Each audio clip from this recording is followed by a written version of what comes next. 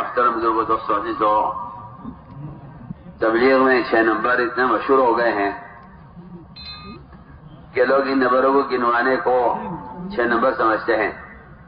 کسی کو بیان کرنا آ جائے، تقریر کرنی آ جائے تو وہ سمجھتا ہے کہ مجھے 6 نمبر آ گئے ہیں، حالانکہ یہ نمبر نہیں ہے، یہ وہ صفات ہیں جن کو اپنے اندر پیدا کرنا ہر مسلمان کے ذمہ فرض عین ہے۔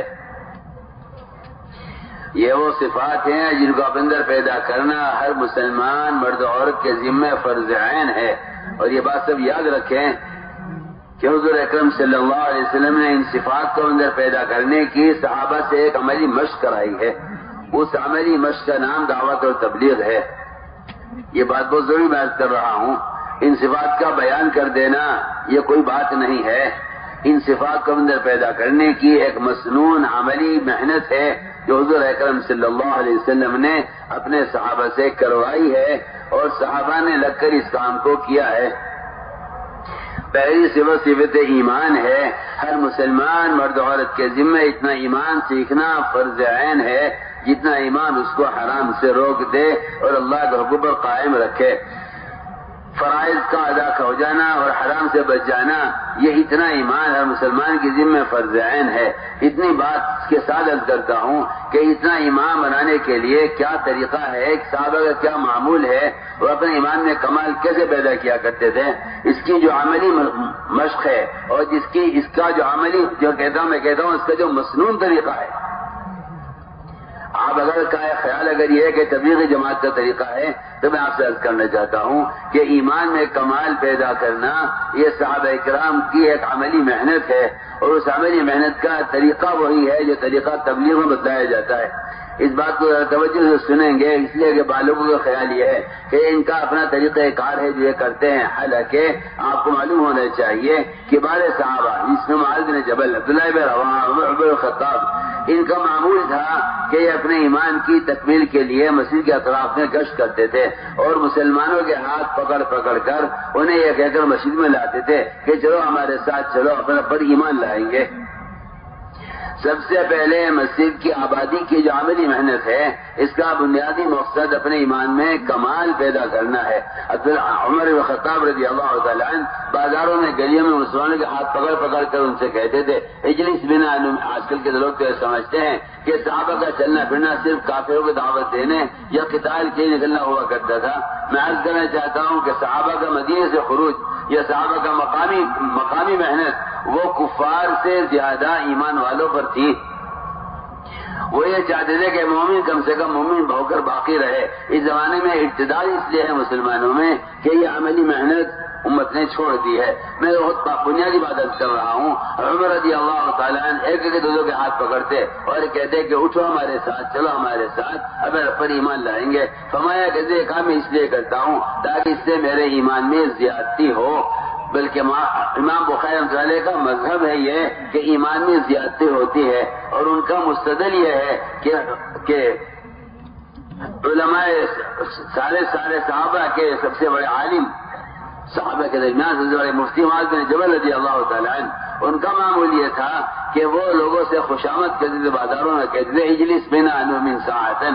یہ امام بخاری کا مستدل ہے، ان کے پاس دلیل ایمان کے بڑھنے کی یہ ہے کہ معاذ بن جبل رضی اللہ تعالیٰ عنہ اپنے ایمان کو بڑھانے کے لیے گشت کرتے تھے، ملاقاتیں کرتے تھے اور خوشامد کر کے لوگوں سے کہتے تھے کہ چلو اٹھو ہمارے ساتھ مسجد میں آؤ، اپر ایمان لائیں گے۔ عبداللہ بن رواحہ رضی اللہ عنہ یہی کا کام کیا کہ لوگوں کو تیار کیا اس پر کہ ہم ایمان کے حلقے میں بیٹھیں گے مسجد میں تاکہ ایمان میں زیادتی ہو۔ تو انہوں نے جا کر آپ صلی اللہ علیہ وسلم سے اشکال کیا کہ یہ عبداللہ بن رواحہ کہتا ایمان لائیں گے، ہم تو سارے مسلمان ہیں، ایمان لائے سارے کہ آپ غور کریں صحابہ کرام کا ایمان قیامت تک آنے والے مسلمانوں واسطے نمونہ ہے۔ آمنو کما آمن الناس، یہ صحابہ کرام کے ایمان کی سب سے بڑی قرآن میں دلیل موجود ہے۔ اس کے باوجود صحابہ کرام اپنے ایمان کی تکمیل کے لیے ملاقاتیں کر کے لوگوں سے کہتے تھے کہ آؤ ہمارے ساتھ بیٹھو مسجد پر ایمان لائیں گے۔ میں نے مختصر عرض کیا کہ سب سے پہلا مقصد اس دعوت، اس نقل و حرکت کے ذریعے اپنے ایمان میں کمال پیدا کرنا ہے۔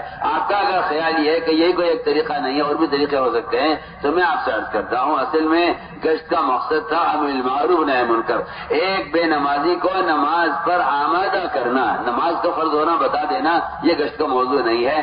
آپ ملاقات کر کے لوگوں سے کہتے بھائی نماز پڑھا کرو, نماز پڑھنا فرض ہے یا بالمعروف نہیں ہے. یہ تو نماز کی فرضیت کا آپ نے علم دیا ہے لوگوں کو کہ لوگوں کو معلوم ہو جائے کہ نماز فرض ہے. میں کہتا ہوں آج نہیں, محمد صلی اللہ علیہ وسلم کے زمانے میں بھی لوگوں کو معلوم تھا کہ نماز پڑھنا فرض ہے, مگر وہ نماز چھوڑ دیا کرتے تھے. بلکہ مفتی ثقیف نے سارے فرائض سے انکار کیا, وہ بغیر فرائض کا اسلام چاہتے تھے. آپ صلی اللہ علیہ وسلم نے, میں بہت بنیادی بات کر رہا ہوں کہ مفتی ثقیف نے فرائض سے انکار کیا. آپ صلی اللہ علیہ وسلم نے ان کو مسجد میں رکھا اور فرمایا کہ مسجد میں رہنا ان کے اندر پورے دن بھر چلنے کی استعداد پیدا کر دے گا. تو میں نے عرض کیا کہ صحابہ کرام تو کمال ایمان پر تھے, لیکن اس کے باوجود صحابہ سے کہا کرتے تھے کہ ہم اپنے پر ایمان لائیں گے. اس لیے میں نے عرض کیا کہ اصل میں امر بالمعروف و نہی عن المنکر کی عملی محنت کا موضوع گشت ہے. گشت کا مقصد ہی یہی ہے کہ لوگوں کو نماز پر آمادہ کرنا, ایمان پر آمادہ کرنا, علم کے لیے تیار کر کے مسجد میں علم کے حلقوں میں لا کر جوڑنا. اصل گشت کا مقصد ہی امر بالمعروف و نہی عن المنکر ہے, کیونکہ یہ بات بالکل اٹل ہے, ثابت ہے, اور علماء کو اس بات پر توجہ دینی چاہیے. امر معروف و نہی عن المنکر کی جو عملی محنت ہے وہ ہمارے تبلیغ میں گشت کا اصل مقصد ہے. ایک آدمی کو نماز پر تیار کرنا یہ اصل گشت کا مقصد تھا. ایک آدمی کو شراب کرنے سے اٹھا کر مسجد میں لے آنا یہ گشت کا اصل مقصد تھا. اور یہ بات یاد رہنی چاہیے سب کو, امر معروف و نہی عن المنکر کی عملی محنت. میرے الفاظ کو غور کریں گے آپ, امر معروف و نہی عن المنکر کی عملی محنت, بس یہی میں حضرت کے ساتھ کہہ رہا ہوں, امر معروف و نہی عن المنکر کی عملی محنت بس یہی واحد ذریعہ ہے ایمان کی تکمیل کا. اگر آپ نماز پڑھتے ہو, روزہ رکھتے ہو, حج کرتے ہو, زکات دیتے ہو, آپ کوئی گناہ نہ کرتے ہو, آپ سارے نیک اعمال کرتے ہو, لیکن صاف لکھا ہے علماء نے کہ اگر اپنی ذات سے دوسروں کو نیکی پر آمادہ نہیں کرتا, اپنی ذات سے لوگوں کو دوسروں کو برائی سے روکنے کی کوشش نہیں کرتا, تو صاف علماء نے لکھا ہے کہ اس فریضے کو ادا کیا بغیر ایمان کی تکمیل نہیں ہوگی. قرآن کی آیت بالکل صاف ہے. فرما رہے اللہ تعالیٰ تأمرون بالمعروف وتنہون عن المنکر وتؤمنون باللہ, کہ ایمان باللہ کے لیے بنیادی شرط یہ ہے کہ آپ لوگوں کو نیکی پر آمادہ کریں اور آپ لوگوں کو منکر سے بچانے کی کوشش کریں. اس کوشش کا نام گشت ہے, اس کا نام ملاقاتیں ہیں. اسی لیے صحابہ کرام کا یہ معمول تھا کہ وہ لوگوں سے ملاقاتیں کر کے انہیں مسجد کے ماحول میں لے کر آیا کرتے تھے. اس لیے کہ میں نے عرض کر دیا کہ وقت ثقیف نے فرائض سے انکار کیا, آپ نے ان کو مسجد میں رکھا, فرمایا مسجد میں رہنا ان کے دلوں کو نرم کر دے گا. چور سے چوری ہو گئی, آپ نے مسجد میں رکھا. ایک آدمی زنا کا تقاضا لے کر آپ کی خدمت میں آیا, آپ نے مسجد بٹھا کر سمجھایا. وہ کہتا ہے مسجد کی برکت تھی, مسجد کا ماحول ہے کہ اس سے اس کے دل میں زنا کی نفرت پیدا ہو گئی. ایسے بے شمار واقعات ہیں کہ حضور اکرم صلی اللہ علیہ وسلم دلوں کو نرم کرنے کے لیے فرماتے تھے کہ اسے مسجد کے ماحول میں رکھو. میں تو بے تکلف آپ سے عرض کرتا ہوں, مسلمان بغیر فرائض کا اسلام چاہتا ہے. اس زمانے میں آپ کو ایسے مسلمان کی اکثریت ملے گی جو اپنے آپ کو مسلمان سمجھتے ہیں, مگر ان کا اسلام قومیت کا اسلام ہے. قومیت کا اسلام نہیں ہوتا. اصل اسلام ہوتا ہے اطاعت کا اور فرائض کے ادا کرنے کا, حرام سے بچنے کا اور اتباع سنت کا. ان ساری استعداد کے پیدا ہونے کا کے لیے اصل مسجد کا ماحول ہے. اس لیے آپ نے صاف فرمایا کہ اعمال مسجد سے بڑھ کر کوئی اور ذریعہ, آپ جتنے چاہے موبائل چلانے, جتنے چاہے پمفلیٹ چھاپ کے تقسیم کرا دیں, جتنی چاہے آپ نشر و اشاعت میں کوشش کرنے میں اللہ کی 100 بار قسم کھا کر کہہ سکتا ہوں کہ نہ تربیت ہوگی, نہ تعلیم ہوگی, نہ عمل کی اصلاح پیدا ہوگی, کیونکہ آپ کی ساری کوششیں سنت سے ہٹی ہوئی ہیں. آپ کو رواجی طریقے اچھے لگتے ہیں سنت کے مقابلے میں, جبکہ قرآن کا یہ فیصلہ میں نے آیت پڑھی ہے قرآن کی خطبے میں, قرآن کا یہ فیصلہ ہے کہ جو آدمی اتباع سنت پڑھے بس وہ ہدایت پڑھے, جو اتباع سنت پڑھے وہ ہدایت کے راستے پر نہیں ہے. تو میں ان تطیعوہ تہتدوا, اگر تم نبی کی اطاعت کرو تو ہدایت پڑھو. نبی کے کاموں میں سے ایک بنیادی کام یہ ہے کہ آپ صلی اللہ علیہ وسلم تربیت اور تعلیم کے لیے مسجد کے ماحول میں لوگوں کو رکھا کرتے تھے. اس لیے میں نے عرض کر دیا کہ گشت میں آپ ایک بات یاد رکھیں, سب چاہے مقام ہو چاہے باہر کی نقل و حرکت ہو, گشت کا موضوع سے ملاقات کر کے دین کی بات کان میں ڈال دینا نہیں ہے. گشت کا اصل موضوع یہ ہے کہ مسلمان کو اس کے ماحول سے نکالا جائے. آپ سب جانتے ہیں ماشاءاللہ, پڑھے لکھے لوگ ہیں, علماء بھی ان میں ہوں گے, وہ جانتے ہیں کہ ایک شخص نے 99 قتل کیے. پھر ایک راہب سے کہا حلی من توبتین، کیا میری توبہ قبول ہو جائے گی؟ اس راہب نے کہا اللہ تمہیں معاف نہیں کریں گے، تم 99 قتل کیے ہیں. اس نے اس راہب کو بھی قتل کر دیا، 100 قتل پورے کر دیے. پھر ایک عالم کے پاس گیا، عالم سے کہا حلی من توبتین، کیا میری توبہ قبول ہو جائے گی؟ اس عالم نے جو جواب دیا ہے وہ جواب ہم سب کے لیے مثال ہے، اور وہ جواب ہم سب کے لیے دلیل اور ہم سب کے لیے ایک رہبری ہے. عالم نے یہ کہا کہ توبہ چاہتے ہو اپنی بستی چھوڑ کر نکل جاؤ. کیا وجہ ہے اس کی؟ کیوں نہیں کہا اس نے کہ ندامت ہو، استغفار ہو، آئندہ قتل نہ کرنے کا پختہ ارادہ ہو، اللہ تعالیٰ معاف کر دیں گے. اس نے کہا معافی چاہتے ہو تو اپنی بستی چھوڑ کر نکل جاؤ. میں آپ سے بہت بنیادی بات کر رہا ہوں. گشت کا موضوع یہ نہیں ہے کہ آپ گزرتے گزرتے لوگ کان میں بات ڈال دے بھائی نماز پڑھا کرو، ہم بھی پڑھو گے، ہاں جی پڑھیں گے، اچھا جی حافظ ہمارا ذمہ داری پوری ہو گئی ہے. میں آپ سے عرض کرنا چاہتا ہوں کان میں بات ڈالنا تبلیغ نہیں ہے، وہاں ایسا کا ملفوظ ہے، بلکہ دل میں بات کا اترنا تبلیغ ہے. اور دل میں اترنے کی جگہ صرف مسجد ہے. اس کے بے شمار واقعات، بے شمار احادیث موجود ہے جس سے معلوم ہوتا ہے کہ بات کے دل میں اترنے کے لیے مسجد متعین کی گئی ہے کہ بات دل میں یہاں اترے گی، باہر بات دل میں اترے گی نہیں. میں کہتا ہوں، بے تکلف عرض کرتا ہوں، آپ گزرتے گزرتے کسی کے کام میں کی بات ڈال دیں. یہ ایسا ہے جیسے آپ کا کوئی پڑوسی رشتے دار یا آپ کا بھائی کسی کنویں میں گر جائے اور آپ گزرتے گزرتے اس سے بات کریں اور آپ یہ کہیں بھائی آپ یہاں کنویں کے اندر پڑے ہوئے باہر آ جائیے، آپ ہلاک ہو جائیں گے، اور آپ یہ کہہ کر آگے بڑھ جائیں کہ میری ذمہ داری پوری ہو گئی ہے. میں نے تو اس کو نکلنے کی ترغیب دے دی ہے. آپ ذرا خود ہی غور کر لیجئے، کیا اس بات کرنے والی کی ذمہ داری پوری ہو جائے گی؟ کیا اس گڑھے میں گرنے والی کی جان بچ جائے گی؟ نہیں میرے عزیز دوستو، بنیادی بات یہ ہے کہ اس کا ہاتھ پکڑ کر اس کو گڑھے سے نکالنا، بس یہ اس کی جان کے بچنے کا ایک واحد ذریعہ ہے. اگر آپ اس کو نکلنے کی ترغیب دے کر آگے بڑھ جائیں تو میں نہیں سمجھتا کہ اس گڑھے میں گرنے والی کی جان بچ جائے گی. ہر لمحہ وہ آدمی خطرے میں آ جائے گا. اصل میں اس کو گڑھے سے نکالنا، اس کی جان بچانا ہے. اس کو نکلنے کی ترغیب دے کر آپ آگے بڑھ جائیں، اس سے تو آپ کی ذمہ داری پوری نہیں ہوگی. میں بہت آسان بات عرض کر رہا ہوں.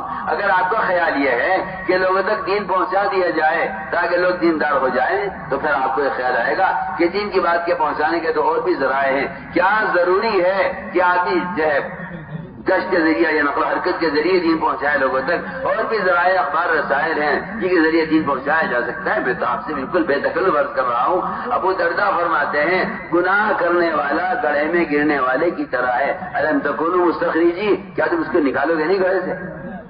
یہ کتنی آسان بات عرض کر رہا ہوں. ہمارے گشت کا موضوع ہے یہ. ایک مسلمان سے اس وقت کی نماز ادا کروانا گشت کا موضوع ہے.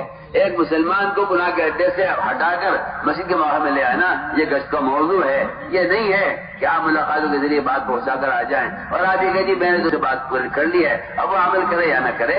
میں کہتا ہوں باتوں سے عمل کی استعداد پیدا نہیں ہوتی. عمل کی استعداد فرشتوں کے پڑوں میں رہنے سے اور مسجد کے ماحول سے پیدا ہوتی ہے. یہ تو سنت ہے. جو اس کا انکار کر رہا ہے وہ سنت کے طریقے تربیت کا انکار کر رہا ہے. اس سے میں اور کیا عرض کروں آپ سے؟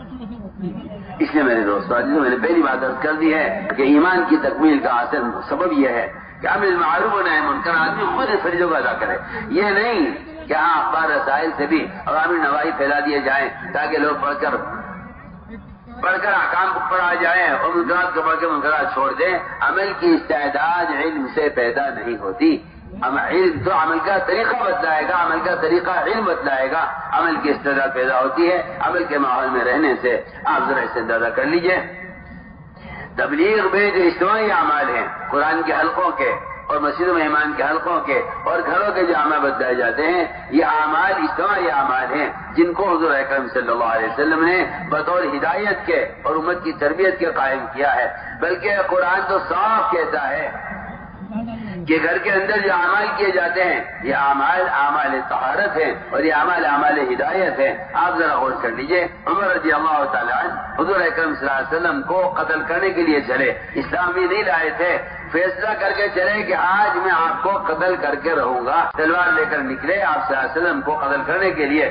وہاں راستے میں پتہ چلا کہ میری بہن کے گھر میں یہ دین داخل ہو چکا ہے جس دین کے لیے محمد صلی اللہ علیہ وسلم کو قتل کر رہے تھے.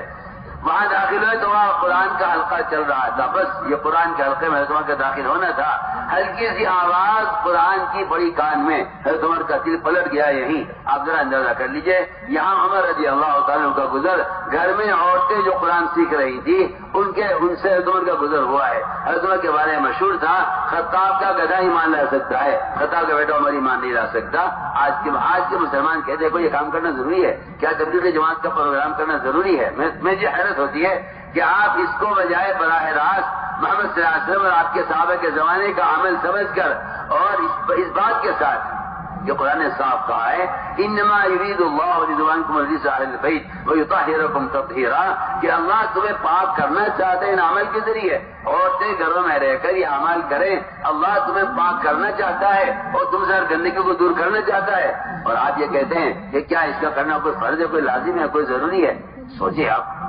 عمر رضی اللہ تعالیٰ عنہ کو اسی قرآن کے حلقے سے ہدایت ملی ہے، یہیں سے حضرت عمر کا دل پلٹا ہے۔ اس لیے میں عرض کرنا چاہتا تھا کہ پہلا بنیادی کام یہ ہے کہ مسلمان کو دعوت دے کر ان اجتماعی اعمال پر مسلمان کو جوڑے، اور کشف کا مقصد ہے ہر گناہ کے اڈے سے مسلمان کو اٹھا کر اس کی جگہ کو تو آسان مثال کرتا ہوں، گندگی کھانے والی مرغی کو اگر آپ استعمال کرنا چاہتے ہیں، شریعت کہتی ہے کہ اس کو دربے بند کر دیا جائے 24 گھنٹے کے لیے کہ وہ باہر کی کوئی چیز نہ کھائے، تب اس کے بدن سے گندگی کا اثر ختم ہوگا تو وہ مرغی آپ کے پکانے کھانے کے قابل ہو سکتی ہے۔ شریعت کا یہ حکم ہے کہ جلالہ مرغی کو بند کر دیا جائے دربے میں۔ آپ اس سے اندازہ کر لیجیے جو مرغی حلال حرام کی مکلف نہیں ہے، اگر اس کے غلط چیز کھانے کی وجہ سے وہ آپ کے استعمال کے قابل نہیں رہتی تو پھر وہ مسلمان جو گناہوں کے ماحول میں پڑے ہوئے ہیں، اگر آپ ان کو مسجد کے ماحول میں نہیں رکھیں گے تو یہ مسلمان عملی استعداد میں کیسے پیدا ہوگی اور یہ عمل کے قابل کیسے بنتا ہے؟ میں آسان مثال کر رہا ہوں۔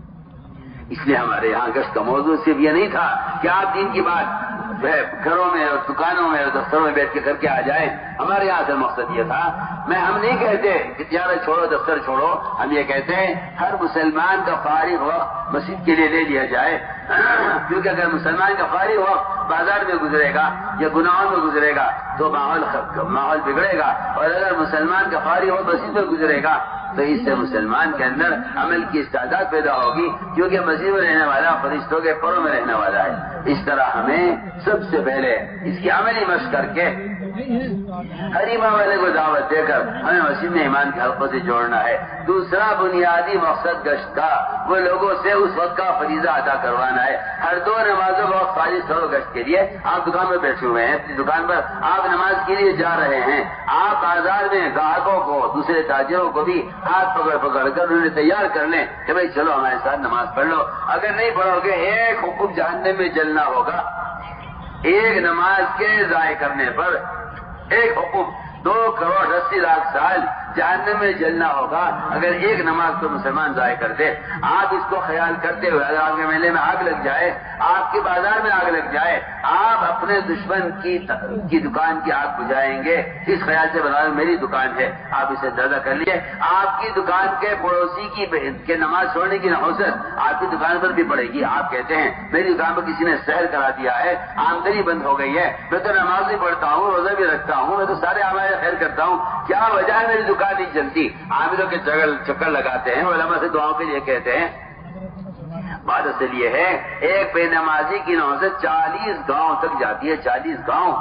آپ کی دکان برابر میں ہے اگر آپ نماز پڑھتے ہیں، لیکن برابر کے پڑوسی دکاندار سے نماز نہیں پڑھواتے۔ حضرت صاحب نے لکھا ہے آپ نماز پڑھنے کے باوجود گناہ گار ہیں، اس لیے کہ آپ خود تو نماز پڑھتے ہیں، اپنے پڑوسیوں کو آپ نماز نہیں پڑھواتے، اپنے پڑوسیوں کو آپ نے نماز کے لیے جاتے ہوئے کیوں نہیں تیار کیا؟ حضرت صاحب نے لکھا ہے جو آدمی خود نماز کا پابند ہے لیکن دوسروں کو نماز پر آمادہ نہیں کرتا، وہ فرماتے ہیں کہ یہ نماز پڑھنے والا بھی گناہ گار ہے، کیونکہ اس کے ذمہ 2 فریضے تھے، ایک نماز پڑھنے کا فریضہ اس کے ذمہ تھا، ایک دوسروں کو نماز پڑھوانے کا فریضہ اس کے ذمہ تھا۔ اس لیے ہم نے عرض کیا کہ دوسرا بنیادی فریضہ نماز کا ہے ایمان کے بعد۔ ہر مسلمان نماز کی ادائیگی پر آ جائے، ہمارے گشت کا اصل موضوع یہی تھا۔ فرائض پر جمع کرنا گشت کا اصل مقصد ہے۔ ایمان، نماز اور علم یہ 3 بنیادی مسجد کے فرائض ہیں، ان 3 فرائض پر مجھ کو جمع کرنے کے لیے گشت ہے۔ اس لیے یہ بات درمیان میں عرض کر دیتا ہوں کہ مسجد کو آباد کرنا یہ مومن کا کام ہے، مسجد کو برباد کرنا مشرک کا کام ہے۔ کافر مومن کے درمیان مسجد کی آبادی کا فرق ہے، یہ بات جاننی چاحیے۔ یہ نہیں کہ تبلیغی جماعت کا کام مسجد کو آباد کرنا ہے، وہ تو سارے ایمان والوں کے ذمہ مسجد کو آباد کرنا ہے۔ مسجد کو آباد کرنا، اس کے لیے فارغ کرنا، اور صرف آباد یہ نہیں کہ آپ بیٹھ کے مسجد میں ذکر تلاوت کر لیں۔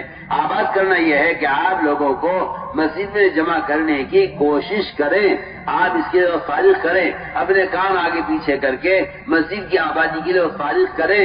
یہ ایسا لازمی عمل ہے، میری بات توجہ سننا، میں سب سے کہہ رہا ہوں، علماء بھی ہوں یا عوام ہوں، یہ ایسا لازمی عمل ہے کہ اگر آپ اس میں کوتاہی کر لیں، اگر آپ اسے تاخیر کر دیں تو آپ کو اللہ کے عذاب کا آنے سے ڈرنا چاہیے۔ صحیح روایت بشری کی روایت ہے، یحییٰ علیہ السلام کو اللہ نے حکم دیا کہ یحییٰ لوگوں کو مسجد میں جمع کر کے انہیں 5 فرائض آپ سکھلائیں، انہیں ایمان سکھلائیں، انہیں نماز سکھلائیں، انہیں روزہ سکھلائیں، انہیں زکوٰۃ دینا سکھلائیں، انہیں اللہ کا ذکر کرنا سکھلائیں۔ یہ 5 فرائض سکھلانے کے لیے مسجد میں جمع کرنے کا حکم دیا اللہ نے یحییٰ علیہ السلام کو کہ بنی اسرائیل کو جمع کریں مسجد میں۔ یحییٰ علیہ السلام کسی کام میں مشغول تھے، عیسیٰ علیہ السلام نے یاد دلایا اور یہ کہا یحییٰ کا یہ کام تو نہیں کرتے تو میں کر دیتا ہوں۔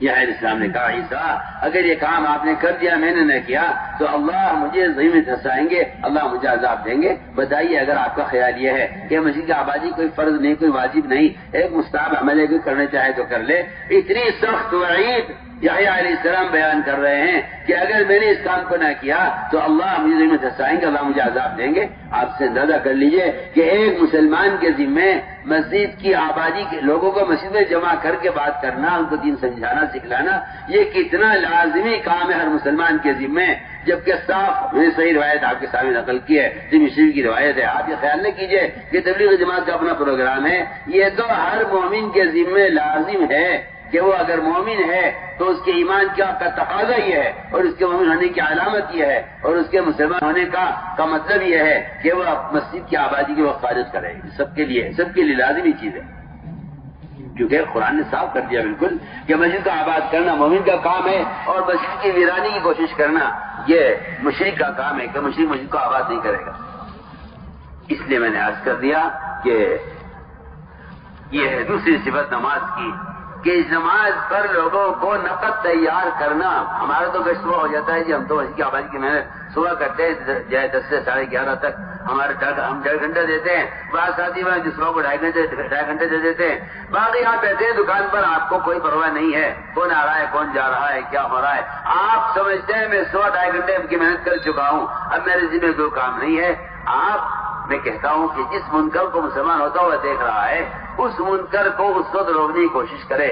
یہ اس کے اگر ہاتھ سے کوشش کر رہا ہے کہ شرابی کا ہاتھ پکڑ کر مسجد میں لے آئے تو یہ اس نے منکر کو اپنے ہاتھ سے بدلا ہے، یہ اس کا اعلیٰ ایمان ہے، اور اگر یہ اس کو زبان سے سمجھا کر مسجد میں لے آئے تو یہ اس کے ایمان کا درمیانہ درجہ ہے۔ لیکن اگر یہ 2 کام نہیں کر سکتا وہ صرف گناہ کرنے والے کو دیکھ کر دل سے غمگین ہو رہا ہے تو یہ اس کے ایمان کا سب سے کمزور ترین درجہ ہے۔ اور اگر خدا نہ کرے اللہ نہ کرے کوئی مسلمان کسی کو نماز ضائع کرتا ہوا دیکھ رہا ہے، یا کوئی مسلمان کسی کو گناہ کرتے ہوئے دیکھ رہا ہے اور اس کا دل نہیں دکھتا تو پھر اس کے دل میں ایمان کا ذرہ بھی نہیں ہے، جو حدیث میں حدیث عرض کر رہا ہوں، ایسے مسلمان کے دل میں ایمان کا ذرہ بھی نہیں ہے جو گناہ ہوتا ہوا دیکھ کر اس کی طبیعت بے-چینی نہ ہو اور اس کو فکر نہ ہو، اس کے دل میں ایمان کا ذرہ بھی نہیں ہے، حدیث سے اس کا کوئی انکار کرے گا۔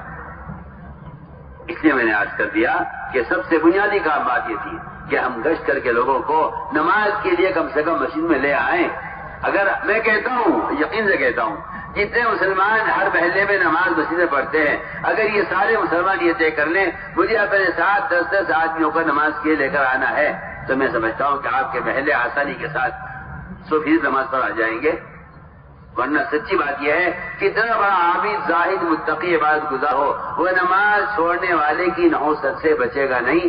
اگر نماز نہ پڑھا اور عذاب آیا تو اللہ تعالیٰ اس عابد کو بھی تباہ کریں گے جو نماز کا پابند تھا اور نماز کبھی نہیں چھوڑتا۔ صحیح حدیث ہے، اللہ نے فرمایا جبرائیل اس پوری بستی کو اٹھاؤ آسمان کی طرف اور پٹک دو اس کو زمین پر۔ جبرائیل نے کہا تیرا فلاں نیک بندہ ہے جو کبھی ایک لمحے کے لیے تیری ہاتھ سے غافل نہیں ہوا، اس کا کیا ہوگا؟ اللہ نے فرمایا اسے بھی ہلاک کر دو، اسے بھی پٹک دو اٹھا کر۔ یہ اپنی عبادت میں مشغول رہتا تھا اور لوگ میرے فرائض ظاہر کر رہے تھے اور لوگ گناہ مبتلا تھے، کبھی اس کی پیشانی میں بلّی پڑا، اس نے کوئی کوشش نہیں کی ان کو ہدایت پر لانے کی، اسے بھی تباہ کرتا ہوں۔ آپ یہ مت سمجھیے کہ آپ اپنے انفرادی اعمال کر کے کامیاب ہو جائیں گے۔ بڑے سے بڑے ولی اور بڑے سے بڑے بزرگ کے لیے بھی یہ شرط ہے کہ اگر نجات چاہتا ہے تو دوسروں کو نیکی پر آمادہ کرنے کی خود کوشش کرے اور دوسروں کو گناہ سے بچانے کی خود کوشش کرے۔ دوسری بات میرے دوستو یہ ہے، مسجد میں لا کر ایک مسلمان سے اس وقت کا فریضہ ادا کروا دو۔ نماز نہیں پڑھنے آتی اس کو بٹھا کر سکھلاؤ، نماز بٹھا کر اس کو سکھلاؤ، اس کو نماز نہیں، اس کے کپڑے ناپاک ہیں، اپنے پاک کپڑوں کا انتظام کرو اور لا کر ایک مسلمان سے سب سے پہلا کام یہ ہے اس وقت کا فریضہ اس سے ادا کرواؤ۔ روزانہ حساب لگایا کرو کہ آج میرے ذریعے سے کتنے مسلمان نماز پڑھی، روزانہ کا حساب لگائے، روزانہ اس کا حساب تمہارے پاس حساب ہے، آج کتنے گاہک دکان پر آئے، آج کتنوں کا حساب، کتنوں کو میں نے مال دیا ہے۔ آدمی سر پکڑ کے بیٹھا رہتا ہے، شام کو وہ ایک ایک چیز کا حساب لکھتا ہے، پیسے جوڑتا ہے کہ کیا ادھار گیا، کیا نقد گیا۔ آپ ذرا غور کریں، روزانہ ہر مسلمان کو چاہیے کہ وہ اس پر غور کرے کہ آج میرے ذریعے سے اللہ نے کتنے مسلمانوں کو جہنم سے بچایا ہے۔ دوسرا کام یہ ہے اپنی نمازوں میں کمال پیدا کرو، اپنی نمازوں میں کمال پیدا کرو۔ میں کہتا ہوں کہ اللہ مجھے معاف فرمائے، میں تو اپنے آپ کو متهم کر کے عرض کرتا ہوں، ہماری نمازیں خود اس قابل نہیں ہیں کہ جو ہمیں منکر سے روک دیں۔ جو آدمی کوئی گناہ کر رہا ہے وہ گناہ کا سبب نماز میں تلاش کرے، اس لیے کہ نماز سے کے بگڑنے سے بڑھ کر اور کوئی گناہ کا سبب نہیں ہے۔ آپ ماحول کو الزام دیں، شیطان کو الزام دیں، سب سے پہلے اپنی نماز کو دیکھیں کہ آپ کی نماز کا کون سا عمل بگڑا ہوا ہے جس کی وجہ سے آپ کی نگاہ حرام کی طرف جا رہی ہے۔ جو آدمی نماز میں نظر کو سجدے کی جگہ نہیں رکھے گا اس کی نماز اگرچہ ہو جائے، مفتی صاحب کہیں گے آپ نے کوئی ضرورت دیکھ لیا آنکھ سے تو کوئی حرج نہیں ہے، نماز ہو جائے گی۔ میں کہتا ہوں کیا نماز ہو جائے گی؟ جو نماز منکر سے نہ روکے، قرآن کی اصطلاح میں وہ نماز قائم نہیں ہے، بالکل پکی ٹھکی بات ہے۔ یہ تو صاف ستھری بات ہے، جو نماز منکر سے روکنے والی نہیں ہے وہ نماز قائم نہیں ہے۔ جائز نماز اور ہوتی ہے، قائم نماز اور ہوتی ہے۔ قرآن نے صاف کہا ہے کہ قائم نماز وہ جو منکر سے روکتے۔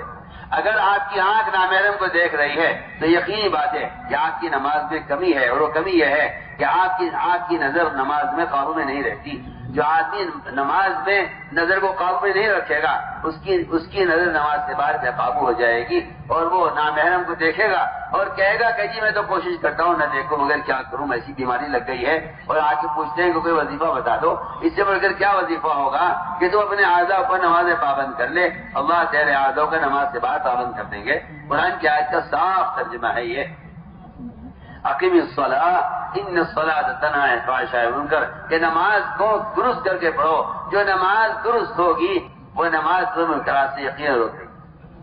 اس طرح ہمیں اپنی نمازوں میں کی مشق کرنی پڑے گی، آنکھوں کی مشق، ہاتھوں کی مشق، پیروں کی مشق۔ نماز میں سجدے اور قاعدے میں انگلیوں کو قبلے کی طرف کرنے کی کوشش اور مشق کرنی پڑے گی۔ کہنا جی میری طرح مڑتا نہیں ہے، تو فضول کی باتیں ہیں۔ اللہ نے بدن کو عبادت کے لیے بنایا ہے، ایسا ممکن ہی نہیں ہے کہ کسی کا بدن اس کے مطابق نہ مڑ سکے۔ وہ تو غلط طریقے سے سجدے میں سجدہ کرنے اور قاعدے میں بیٹھنے کی غلط طریقے سے عادت ہو گئی ہے، لوگ پیر رکھ کر بیٹھ جاتے ہیں، حالانکہ ایسا نہیں ہے، بلکہ جو طریقہ تشہد میں بیٹھنے کا ہے، اگر تشہد اور جلسے میں پیر کی انگلیوں کا رخ اللہ قبلے کی طرف نہیں ہے تو آپ نماز سے باہر گناہوں کی طرف چلیں گے، آپ کے پیر گناہ کی طرف اٹھیں گے، کیونکہ نماز میں آپ کی انگلیوں کا رخ قبلے کی طرف نہیں تھا۔ جس کے اعضاء نماز پابند نہیں ہوں گے اس کے اعضاء نماز سے باہر پابند کیسے ہو جائیں گے؟ تو میں نے عرض کر دیا کہ اس طرح ہمیں اپنی نمازوں کے ظاہر پر مشق کرنی۔ اللہ مجھے معاف فرمائے، قرآنوں کی نمازوں میں بھی بہت کمی ہے۔ وہ ان کے ذمہ نماز کی ایک شکل ہے، اس شکل کے پورا کرنے کو نماز سمجھتے ہیں، حالانکہ صلو کما رأیتمونی اصلی یہ قیامت تک آنے والے مسلمانوں کے لیے حکم ہے۔ ہر مسلمان کی نماز کے لیے نمونہ براہ راست محمد صلی اللہ علیہ وسلم ہے، کوئی بھی نماز کی نمونہ نہیں ہے، بلکہ محمد صلی اللہ علیہ وسلم صحابہ سے لے کر قیامت تک آنے والوں کے لیے نماز میں نمونہ ہے۔ اس لیے بھی نمازوں میں اس طرح کمال پیدا کریں۔ دوسری بنیادی بات یہ ہے کہ تہجد کا خوب اہتمام کریں۔ آج کل تہجد کا اہتمام چھوٹ رہا ہے. لوگ دنیا میں یتیم کے کاموں میں اتنا تھک جاتے ہیں کہ رات کا قیام چھوڑ دیتے ہیں. حالانکہ رات کا قیام اور تہجد یہ سب سے زیادہ دعوت کے اس فریضے میں اور دعوت کے تقاضے پر مدد کرنے والا ہے. ابوبکر صدیق رضی اللہ تعالیٰ عنہ نکلنے والی جماعتوں کو ہدایت دیا کرتے تھے کہ تم دن بھر جتنے کام تشکیلوں کے اور میدانوں کے جتنے تقاضے ہیں ان تقاضوں میں تم کامیاب نہیں ہو سکتے جب تک تم قرآن کی تلاوت اور رات کے قیام کا اہتمام نہ کرو.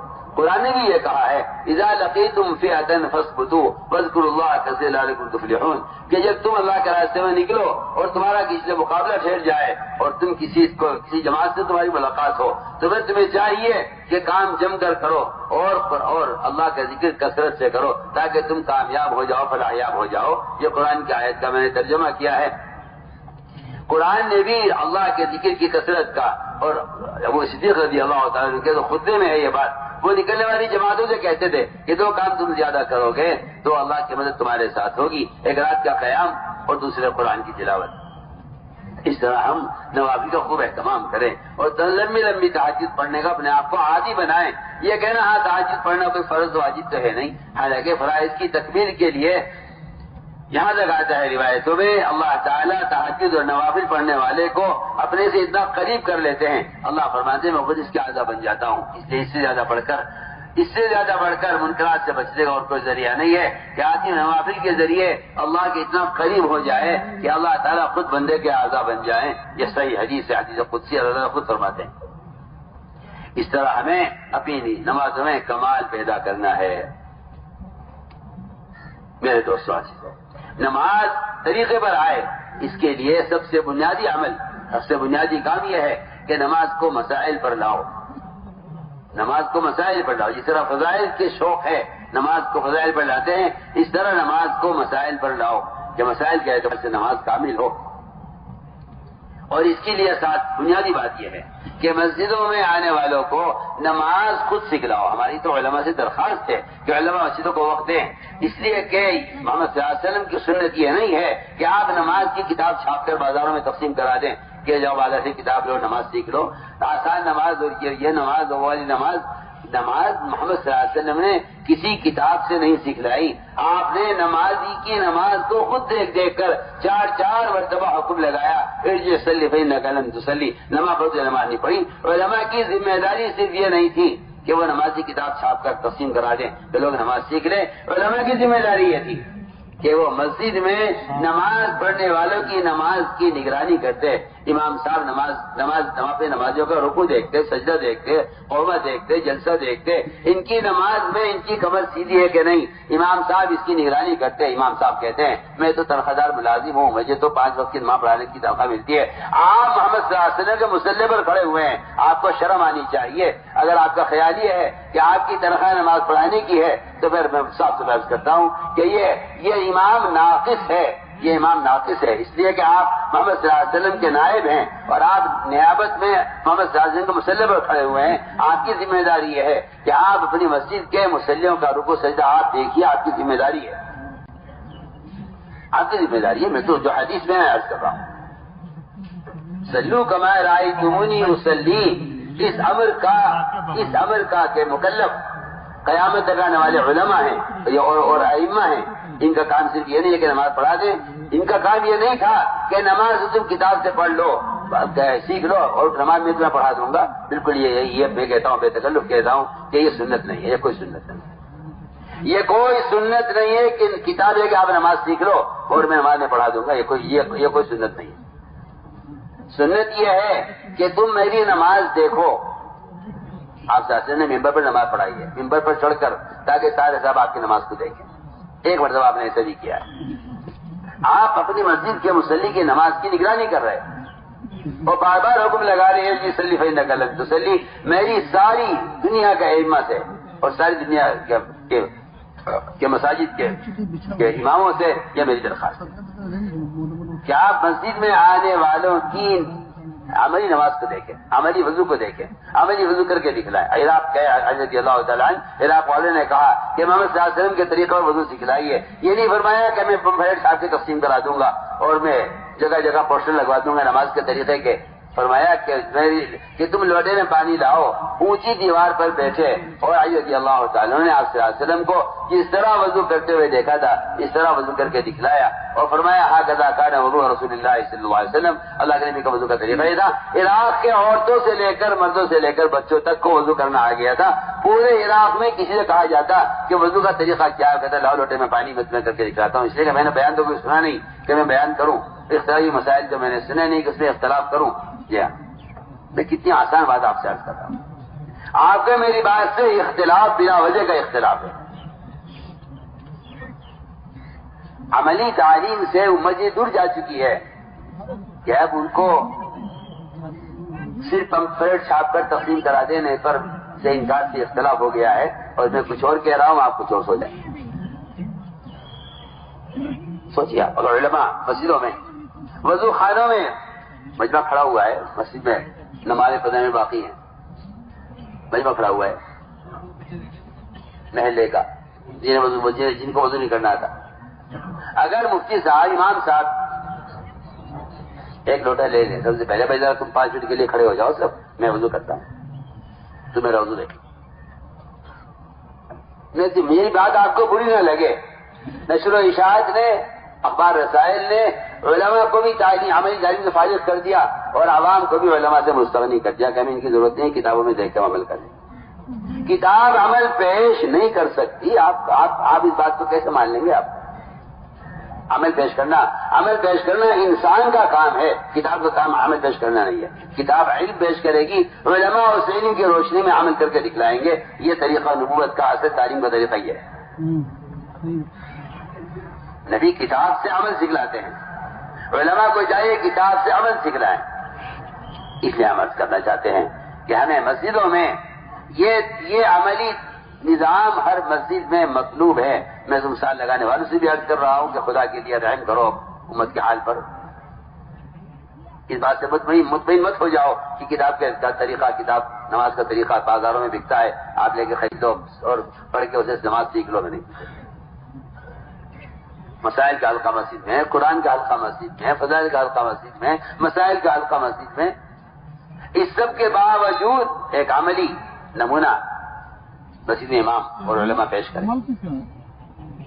اگر یہ صورتحال بن جائے محلوں کی، مجھے امید ہے کہ ارتداد اور جہادت مسجد ختم ہو جائے، لیکن آلات کی سہولت اور اخبار رسائل کی سہولت نے اس عملی نبوت کے تعلیم کے طریقے کو بالکل ختم کر کے رکھ دیا ہے، بلکہ شاید اس کا مخالف ذہن تیار ہو رہا ہے۔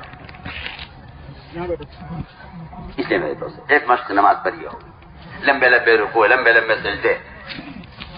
دوسری عملی مشق نماز پڑھی ہے کہ نماز میں صفت احسان پیدا کرو، نماز میں صفت احسان پیدا کرو کہ اللہ کو دیکھتے ہوئے عمل کر رہے ہیں۔ تیسری مشق یہ ہے کہ نماز سے مسائل کو حل نہیں کہتے اسباب ترک کر دو، ہم کہتے ہیں اسباب کو مؤخر کرو، عمل کو مقدم کرو۔ یہ صحابہ آپ نے صحابہ اسباب ترک نہیں کرائے بلکہ اعمال کو مقدم کروائے۔ ایک صحابی نے کہا کہ میں چاچے بہرن جانا چاہتا ہوں تو میں 2 رکعت نماز پہلے پڑھ لوں۔ اسباب ترک نہیں کروائے، اسباب کو پیچھے کرایا، اعمال کو مقدم کرایا تاکہ اسے عمل سے کامیابی لینا آئے۔ اللہ کی ذات عالی سے بڑا فائدے اٹھانے کے لیے سب سے بنیادی عمل وہ نماز دیا گیا ہے۔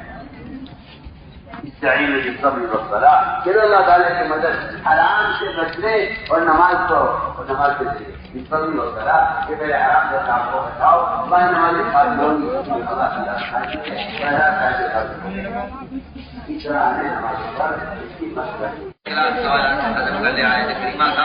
میں کہتا ہوں چاہے اس میں پڑھ لو، قرآن کی تلاوت کا کوئی فائدہ ہے کہ قرآن کی تلاوت تو سارے مذاہب کا بدل ہو سکتی ہے، لیکن کوئی وظیفہ قرآن کی تلاوت کا بدل نہیں ہو سکتا، اس لیے کہ اللہ کی ذات سے نکلا ہوا کرام، اس لیے قرآن کی تلاوت کا خوب اہتمام کریں۔ حضور اکرم صلی اللہ علیہ وسلم اپنے کام آگے پیچھے کر دیا کرتے تھے روزانہ کے قرآن کی تلاوت کا اہتمام کرنے کے لیے اور روزانہ کے معمول کو پورا کرنے کے لیے۔ لیکن یہ بات میں بہت تاکید سے عرض کروں گا آپ سے، خدا کے لیے، اللہ کے لیے میں آپ سے ہاتھ جوڑ کر درخواست کرتا ہوں کہ موبائل کا قرآن ہرگز نہ پڑھا جائے، نہ رکھا جائے، ہرگز۔ یہ قرآن کی بے حرمتی کا ایک نیا فتنہ ہے، آپ کو میں کرنا پڑتا ہے. ہمارے یہاں اس کی قدر کوئی گنجائش نہیں, کوئی گنجائش میرے یہاں تو قدر میں گنجائش. یہ عادت بن گئی ہے لوگوں کی. ابھی میں گیا ہوں بتاؤ میرے کے لیے, ایک صاحب موبائل لے کے کھڑے ہوئے, ہاتھ میں پکڑے ہوئے, آگے سے گزر ہاتھ ہاتھ مارا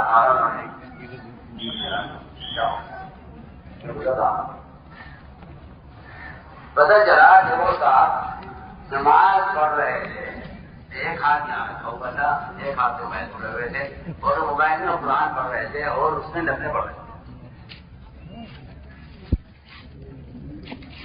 کون ہوگا جو اس موبائل ہاتھ میں لے کر کھڑے ہونے والے کو کہہ دے یہ نماز پڑھ رہا ہے؟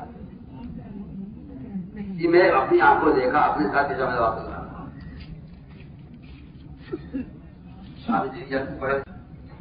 سورج آج بنی ایڈ آ رہے ہیں, پیغامات آ رہے ہیں, قرآن بھی چل رہا ہے,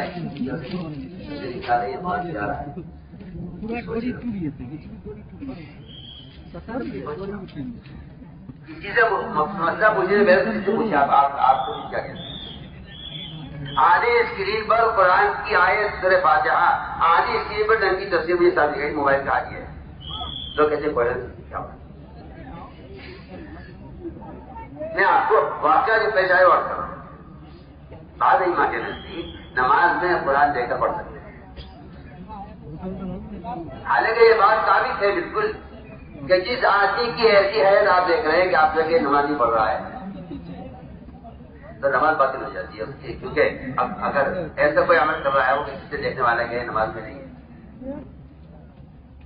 ان کے نزدیک نماز قرآن میں نماز میں دیکھا پایا جاتا ہے, آپ کے نزدیک نماز باطل ہو جائے گی. تو میں حیران کیوں روکا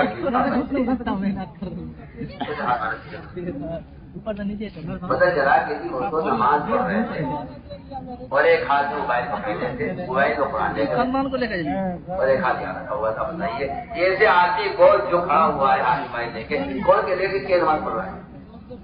نماز کی بات یہ تو نماز میں مشغول ہو گیا تھا, نماز کے بعد غصہ آیا, انہوں نے کہا کہ لوگوں سے نماز کا آگے کیوں گزرے, میری نماز کا آگے ہے بھائی, تیری حالت کیا بتائی نماز میں نہیں ہے.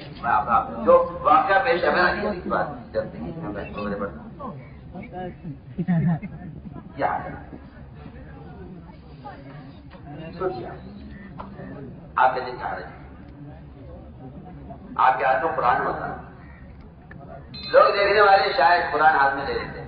آپ مجھے بیٹھ کو بیٹھ سے میں قرآن پڑھ رہے ہیں, دیکھنے والے سمجھ رہے ہیں کہ یہ بس کے بیٹھ کو بیٹھ کے کہہ رہا ہے بجلی کاٹ دیا اپنا, بجلی کاٹ دیا اپنا, کہ بڑا آدمی بھی دیکھ رہے تھے موبائل میں, میں نے کیا رہے ہیں ٹھیک ہے, آپ لوگ کیا کر رہے تھے, کیا کر رہا ہوں.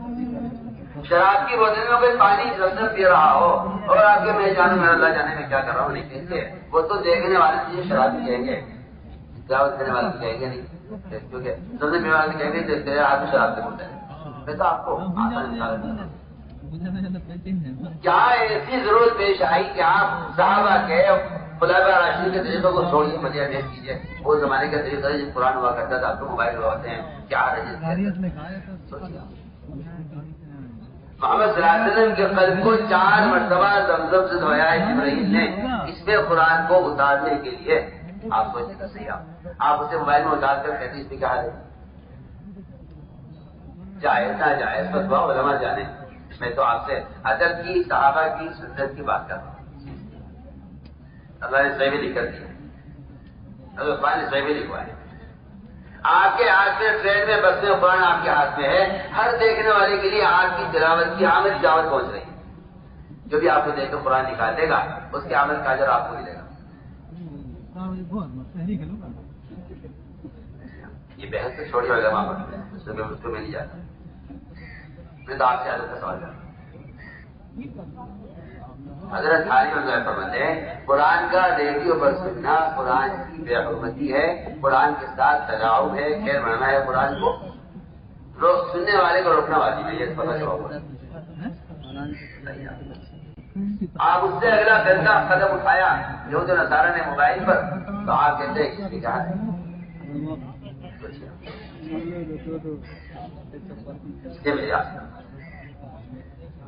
کہ قرآن کے ادب، قرآن کا ادب کرو. میں سوال کرتا ہوں سب سے، آپ اپنے ماں باپ کی تصویر قرآن میں لگانا برا سمجھتے ہیں؟ بچے بے شک میرے والدین ہیں، لیکن قرآن میں تصویر لگانا چاہیے.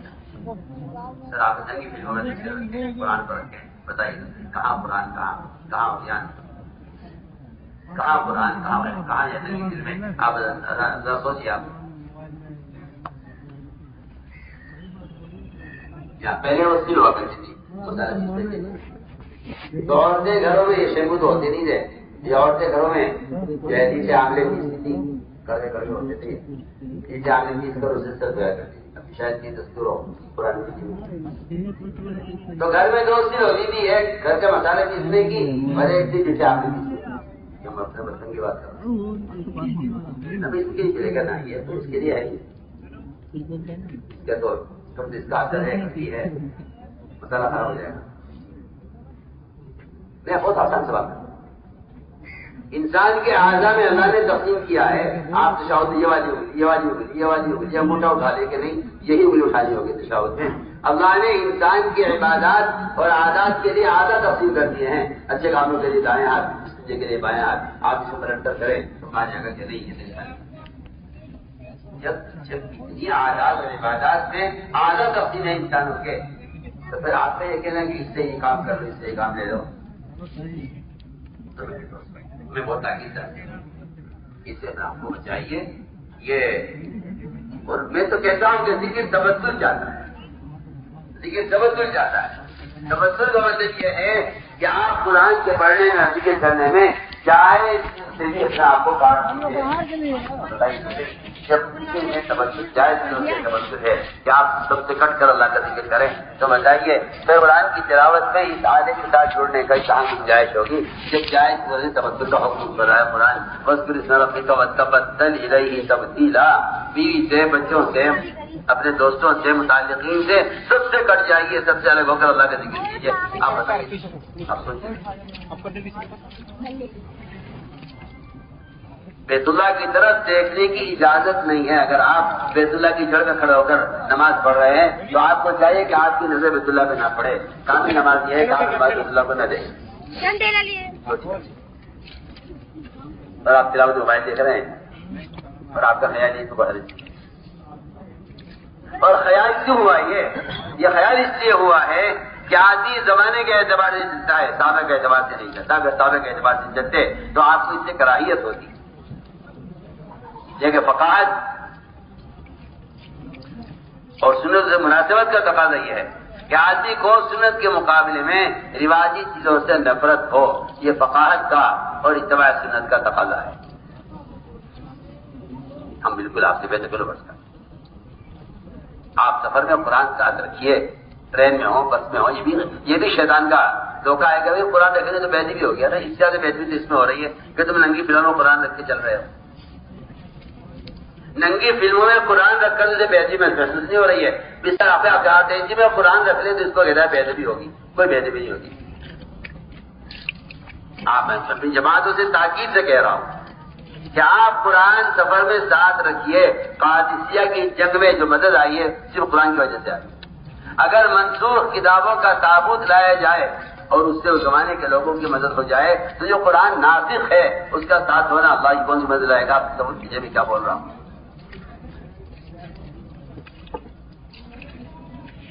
میرے دوستوں تو ہمارے یہاں اس کی قطعاً کوئی گنجائش ہرگز نہیں ہے جماعتوں کو کہ وہ موبائل میں قرآن پڑھے یا دیکھیں. اگر خدا نہ کرے نعوذ باللہ آپ کے موبائل میں قرآن کا پروگرام ہے تو آپ اس کو صاف کر دیجیے، اس کو سے ختم کر دیجیے، نکال دیجیے اس سے. قرآن کا موبائل کا کوئی صاف ادب کا تقاضا ہے. جائز ناجائز کا میرے یہاں سوال نہیں ہے. میرے یہاں ادب کی بے ادبی کا سوال ہے. میرے یہاں صحابہ کی اقتداء کا اور رواجی نظام کا مقتدی بن کر چلنے کا سوال ہے. میرے یہاں جائز ناجائز کا سوال نہیں. علماء کرام جانے ذمہ داری میرے اس طرح صبح ساجد سے پہلے قرآن لے کر پڑھنا سب سے زیادہ مالی اثر ہوگا. جیسے میں نے سارے ہدایت کر کے دیکھے علماء کے اور صوفیہ کے سب سے زیادہ اللہ کو خود محسوس کیا وہ صبح ساجد سے پہلے قرآن لے کر پڑھنے میں. تو میرے دوستوں اس کا استعمال کرو کہ انشاءاللہ ہم بات کو تسلیم کرتے ہیں اور اس کو مانتے ہیں اور اس کا اہتمام کریں گے انشاءاللہ کہ موبائل میں آج کے بعد قرآن ہرگز نہیں رکھیں کیا اہتمام اس طرح ہمیں قرآن کو سیکھنا اور سکھانے کے لیے مسجدوں میں گھروں میں ہفتے بھی قائم کرنے ہیں تاکہ ایک عام جماعتی اتنا قرآن سیکھ جائے جس سے اس کی نماز درست ہو جائے. میرے دوستوں اس طرح اگر مسلمان ان فرائض کے ذریعے اور اس تلاوت کے ذریعے اپنے اللہ کے درمیان کے تعلق کو درست کر دے تب حدیث میں آتا ہے اللہ اس کے مخلوق کے درمیان تعلقات ٹھیک کر دیتے ہیں.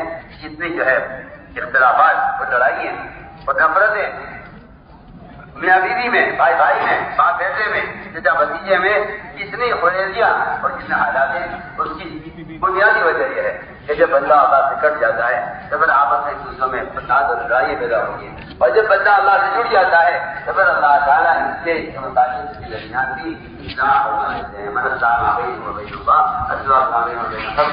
اپنے مخلوق کے درمیان کے تعلقات ٹھیک ہو جائیں گے اگر بندہ اپنے اللہ کے درمیان کے تعلقات کو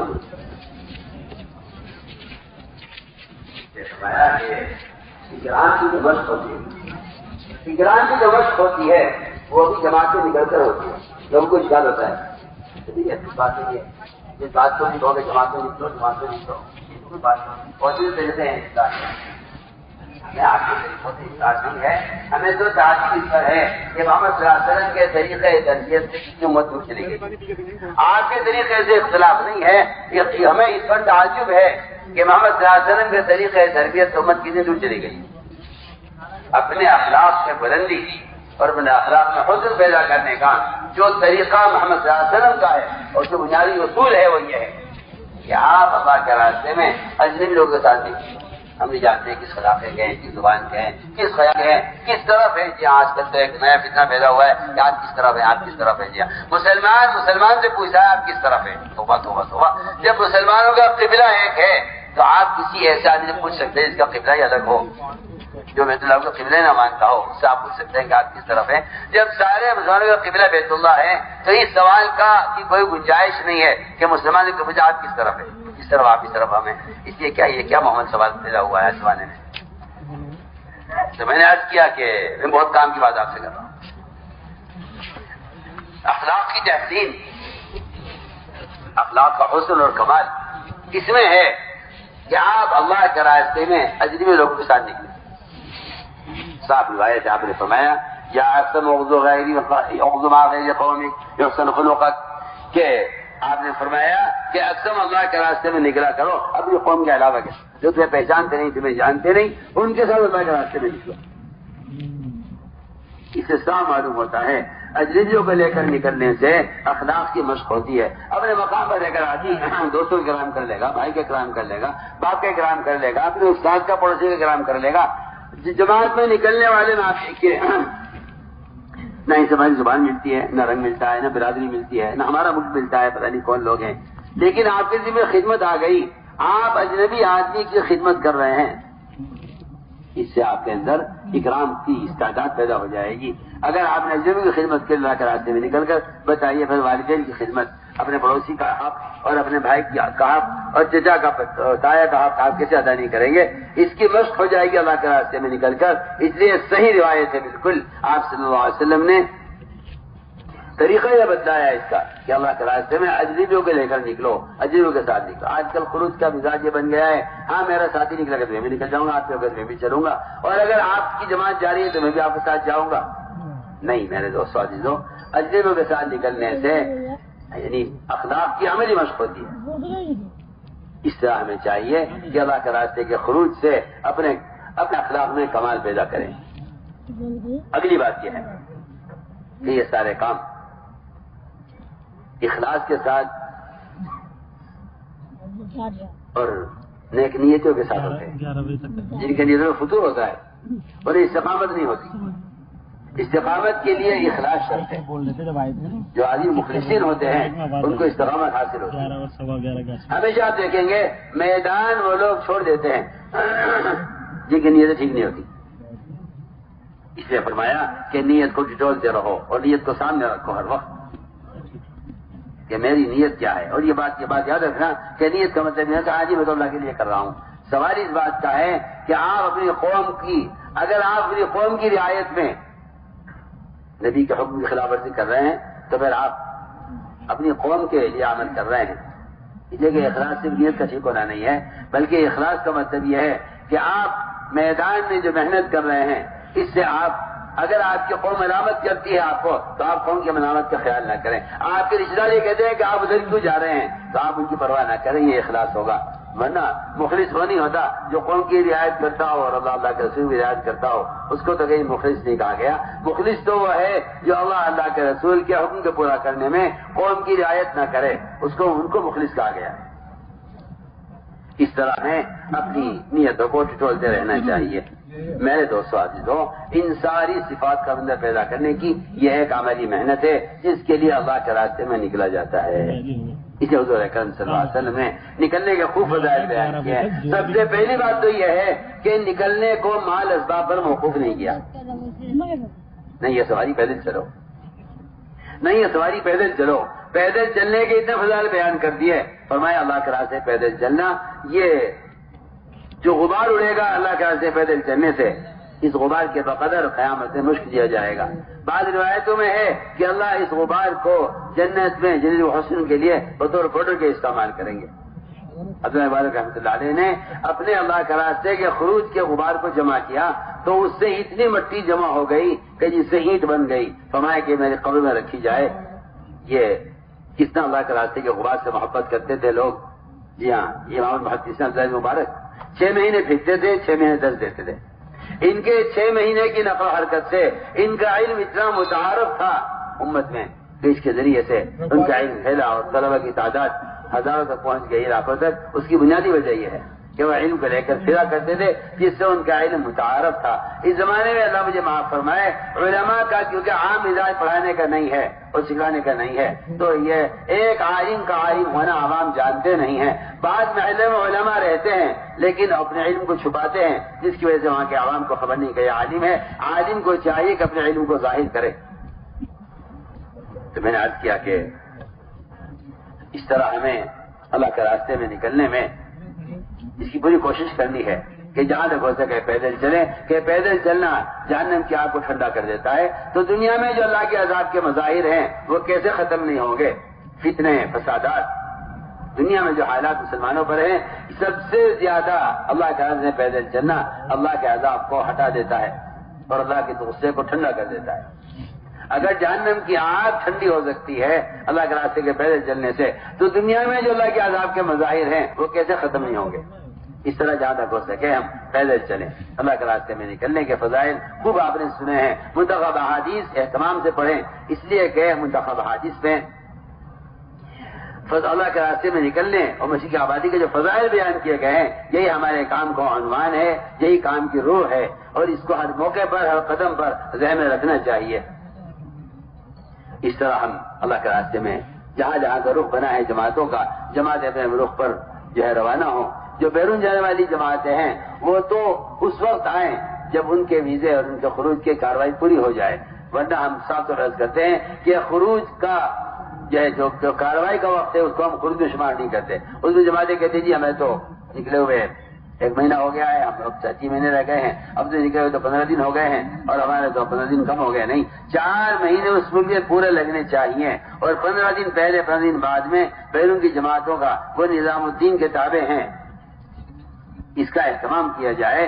اپنی جب کارروائی پوری ہو جائے تب جماعت مکمل ہو کر نظام الدین آئے. اس کا ہم اہتمام کریں. جو جماعتیں ہمارے اللہ کے راستے میں نکل رہی ہیں، ہم نے عرض کیا کہ اپنے آپ کو سب سے پہلی بنیادی بات یہ ہے کہ لائنی باتیں سے آپ کو بچائیں. اس لیے کہ لائنی باتیں یہ کرنے کاموں سے آدمی کو غافل کر دیتی ہیں. لائنی بڑے بڑے عمل کو ضائع کر دیتی ہیں. آپ غور کیجئے، ایک صحابی شہید کیے گئے اللہ کے راستے میں، ان کا جانب اٹھا کر گھر پہنچایا گیا. آپ صلی اللہ علیہ وسلم ان کے گھر والوں کی تسلی کے لیے تشریف لے گئے. اب وہ ان کا جنازہ رکھا ہوا تھا. ان کی والدہ ان کے چہرے مٹی پہنچتے ہوئے کہنے لگی میرے بیٹے تمہیں جنت مبارک ہو. آپ کی والدہ سے کہا تم اس کو جنتی کیسے کہہ دیا؟ تمہیں کیا معلوم کہ اس نے اللہ کے راستے میں نکل کر لایانی بات کی ہو. آپ سوچیے، آپ کتنی بڑی لایانی ہے موبائل. جس کو جماعتیں ساتھ لے جانے سے باز نہیں آتی. آپ سوچیے یہ نہیں تھا کہ جماعتیں کیا کرتی تھی. کوئی بات پیش آ جاتی تھی, کوئی حادثہ پیش آ گیا, کوئی مشورہ کرنا ہے, ہم جاتے تھا اور باہر دکان پر جا کر جو ہے دکان پر جا کر کسی ٹیلی فون سے رابطہ کر لیا کرتا تھا, کوئی مشکل نہیں تھی. یہ شیطان ساتھ لگ گیا ہے, جسے نمازیں, تعلیم کے حلقے, قرآن کے حلقے, عبادات, اذکار, بلکہ میں کہتا ہوں پورے معاشرے کو جس نے آگ لگائی ہے, بعض علماء کو جزائے خیر دے, اور جو اس کو میزائل تک کہا کہ موبائل یہ میزائل ہے یہ جو تمہارے معاشرے کو برباد کر رہا ہے اور تمہارے حلقوں پر ہی بمباری کر رہا ہے, دایانی کی تمہیں احساس نہیں ہے. کیا کرے عوام کو کیا رہو, تو پڑھے لکھوں کو بھی احساس نہیں ہے. میں پہلے بھی عرض کر چکا ہوں, جس مجلس میں تصویر ہوگی موبائل سے بھی اگرچہ ہو, تو وہاں خدا کی قسم فرشتہ نازل نہیں ہوگا اور آپ کی تربیت اور تعلیم کا کوئی نظم نہیں ہوگا, کوئی استعداد نہیں پیدا ہوگی. جہاں آپ نشر و اشاعت کریں موبائلوں سے, جہاں تصاویر ہوتی ہے وہاں شیاطین کا نزول ہوتا ہے, وہاں ملائکہ کا نزول نہیں ہوا کرتا. حدیث بالکل صاف ہو, کوئی اس کا انکار کرے تو حدیث کا منکر ہے. جس مجلس میں تصاویر ہوتی ہے وہاں فرشتے نازل نہیں ہوتے, اور فرشتوں کے نزول کے بغیر عمل کی استعداد اور فرشتوں والی اطاعت کی صفت پیدا نہیں ہوتی. انہیں وہ تاکید سے آپ سے عرض کر رہا ہوں, جو مانے گا فائدہ اٹھائے گا.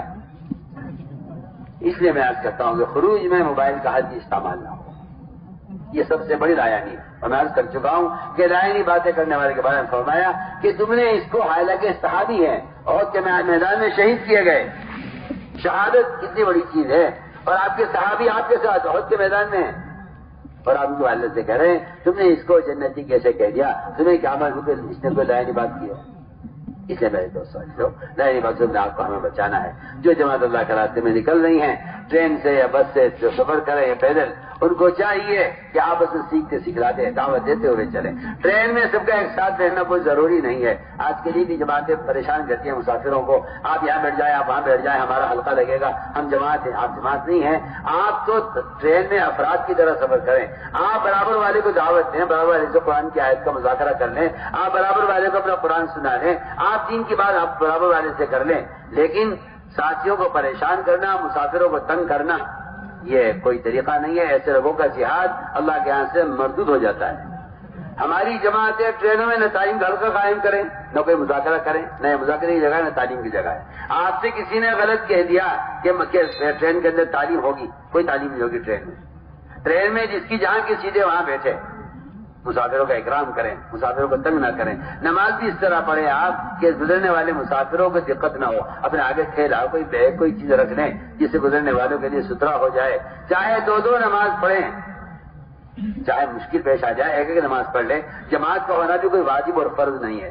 جہاں موقع ہو وہاں بے شک جماعت سننے سے جماعت نماز اجتماعی ہو جائے. لیکن جہاں اس کا موقع نہیں ہے وہاں آپ کو چاہے فرائض ادا کرنے پڑے, لیکن آپ مسافروں کو تنگ نہ کریں. اس کے لیے زمانے کے بعد کچھ گنجائش ہوتی ہے, وہاں دو آدمی نماز پڑھ سکتے ہیں. کہیں ٹرین لمبی رک رہی ہو تو دو جماعتیں بنا لو, نیچے اتر کر جماعت کر لو. اس طرح سے ہمیں نمازوں کا اہتمام کرتے ہوئے انفرادی دعوت خوب دو, ملاقاتیں خوب کرو ہر ایک سے. انفرادی دعوت خوب دو, ملاقاتیں ہر ایک سے ہر روز کرو. یہ آپ صلی اللہ علیہ وسلم کی سب سے اہم سنت ہے, مہا سنت ہے. انفرادی دعوت دینا نماز سے اعلیٰ فریضہ ہے. سنیے سے بھی کیا بول رہا ہوں, آپ کو باتیں خود معلوم ہوتی ہیں. انفرادی دعوت دینا نماز سے اعلیٰ فریضہ ہے. معاذ کا ملفوظ چھپا ہوا ہے. اس طرح ہم سفروں میں انفرادی دعوت خوب دیں کہ آپ صلی اللہ علیہ وسلم کی بڑی اہم سنت ہے. جماعتوں کے جہاں کا رخ بنا ہے وہاں جماعتیں جائیں. سب سے پہلا کام یہ ہے کہ اتر کر بستی میں داخل ہونے پہلے دعا مانگ لیں, اجتماعی دعا, یہ سنت ہے. بستی میں داخل ہونے کی دعا مانگ کر بستی میں داخل ہوں. سب سے پہلا ہمارا کام ہے کہ ہم مسجد سے ابتدا کریں گے, بس اسی کے مطابق داخل ہوں. سامعین کو اپنی سے رکھ دیں. وہاں کے امام صاحب ہوں, متولی صاحب ہوں, مؤذن صاحب ہوں, خادم صاحب ہوں, محلے کے لوگ ہوں. ٹھیک ہے, ابھی نماز کا وقت نہیں ہے, وہ لوگ ابھی آئیں گے, ہم انتظار کریں. یعنی کہ بجاتی مشورہ کر لیں, انتظار کریں کہ بھائی دیکھو محلے کے لوگ آئیں گے, ان کو ساتھ لے کر مشورہ کریں گے. محلے کے لوگ آئیں گے, ان میں تو بعض وقت لگائے ہوئے ساتھی بھی ہوں گے, ان کو ساتھ لے کر مشورہ کریں گے. اس طرح محلے کے مقامی لوگوں کو ساتھ لے کر مشورہ کیا جائے. اگر وہ لوگوں کے مسجد میں کوئی نہیں ہے تو ہم یہ نہ کریں کہ اپنا مشورہ کر لیں. بلکہ ہم انتظار کریں مقامی لوگوں کے آنے کا. مقامی لوگوں کو ہر کام میں شریک کرنا ہے، مشورے میں، تعلیم میں، گشت میں، ملاقاتوں میں، مسجد کی آبادی کی عملی محنت میں. مقامی لوگوں کو ہر کام میں شریک کرنا ہے. باہر سے پہنچنے والی جماعت، مقامی جماعت، دونوں مل کر ایک ہو جائیں گے. کوئی ایک عمل بھی کھانے سے، پینے سے، تعلیم سے، گشت سے، مسجد کی آبادی سے لے کر کوئی ایک عمل بھی ایسا نہیں ہے جس کو جماعت اپنے زور پر کرے گی. جماعت کا کوئی اپنا عمل نہیں ہے. جماعت سارے عمل مقامی لوگوں کے ساتھ جڑ کر کرے گی. اگر یہ کام نہیں کیا آپ نے تو آپ کہیں بھی مقامی کام چھوڑ کر نہیں آئیں گے. آپ کو سارا کام مقامی لوگوں کو ساتھ لے کر کر کے آگے سے دکھانا ہوگا. مسجد کی آبادی کے عمل میں بھی آپ کی جماعت، مقامی جماعت باہر مل کر کام کریں اور آپ کی جماعت اور مقامی لوگوں کی جماعت مسجد میں مل کر استقبال کریں. اس طرح دعوت تعلیم استقبال کا عمل دونوں جماعتیں مل کر عمل طور پر کریں گی.